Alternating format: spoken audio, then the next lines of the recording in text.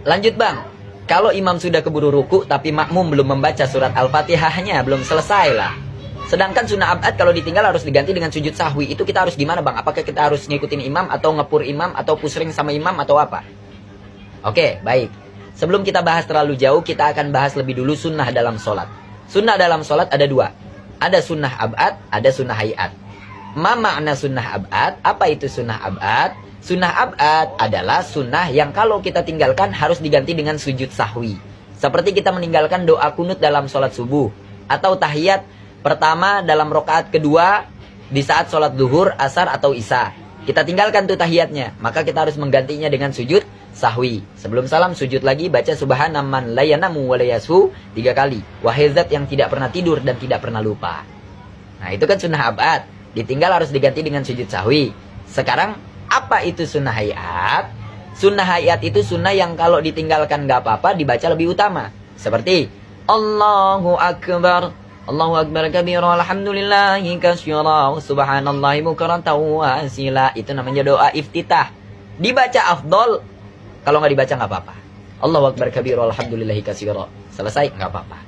Cuman dibaca lebih utama. Misalnya kita lagi di rumah. Kita lagi takbir, Allahu Akbar, tiba-tiba ada tamu. Assalamualaikum, Assalamualaikum. Apa yang harus kita lakukan? Batalkan atau teruskan sholatnya? Jawabannya tergantung sholatnya. Kalau sholatnya sholat sunnah, kalau orang tua manggil kita, guru manggil kita, atau ada tamu, batalkan dulu sholat sunnahnya. Tapi kalau sholatnya sholat wajib, begitu kita Allahu Akbar, ada tamu, suaranya agak dikencengin. Qul huwallahu ahad. Nah, jadi kencengin tuh. Biar si tamu itu ngedengar bahwa kita lagi sholat.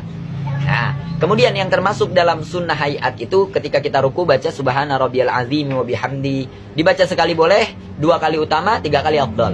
Ketika kita sujud, khususnya kata Imam Ghazali dalam Bidayatul Hidayah, kalau kita sujud terakhir dalam sholat, rokaat kedua dalam sholat subuh, atau rokaat keempat dalam sholat asar, zuhur atau isya, itu dilamain. Seukuran baca subhanallah 21 kali. Banyakin baca doa di sujud terakhir. Karena itu salah satu makom ijabah. Tempat yang doa itu diijabah oleh Allah. Jadi sujud agak lama. Cuman jangan lama-lama. Ntar dikira orang, kenapa nih orang sujudnya lama, punya banyak utang, bagaimana nih gitu kan ya. Nah itu yang dikhawatirkan. Nah itu ya. Jadi tahu ya sunnah abad dan sunnah hayat. Nah tapi kan Kang pertanyaannya nih soal baca Al-Fatihah makmum yang gak keburu sama imam. Nah kita bahas.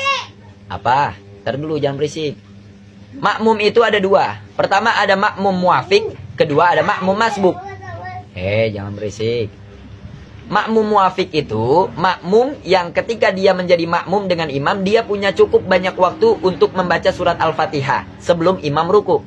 Itu namanya makmum muafik. Jadi begitu imam takbir Allahu Akbar, kita juga ikut takbir Allahu Akbar. Nah kita ini makmum muafik. Ada lagi makmum masbuk. Makmum masbuk. Imam udah waladhdallin, udah ruku, amin, ruku imamnya, kita baru takbir. Kita Al-Fatihah belum selesai, imam keburu itidal dan sujud. 2 rukun. Nah, itidal, sujud. Nah, berarti kan kita ketinggalan nih. Apa yang harus kita lakukan? Maka kalau kita menjadi imam masbuk, makmum masbuk, makmum yang datangnya telat, ikuti imam. Karena imam akan bertanggung jawab atas kekurangan-kekurangan yang ada pada makmum. Jadi baca surat Al-Fatihah. Dengerin dulu. Baca surat Al-Fatihahnya misalkan baru Alhamdulillahirabbil alamin arrahmanirrahim. Imam udah ruku. I'tidal, sujud. Nah, udah ikutin aja. Nah, itulah makmum masbuk dan makmum muwafiq serta sunnah dalam sholat, sunnah abad dan sunnah hayat. Semoga bermanfaat. Bisa diambil referensinya dalam kitab Nihayatuz Zen atau I'anatul Thalibin Juz 2. Jazakumullah khairul jaza. Saya hanya menyampaikan. Saya tidak pandai. Ya seperti reporter lah yang menyampaikan kabar, seperti itulah saya.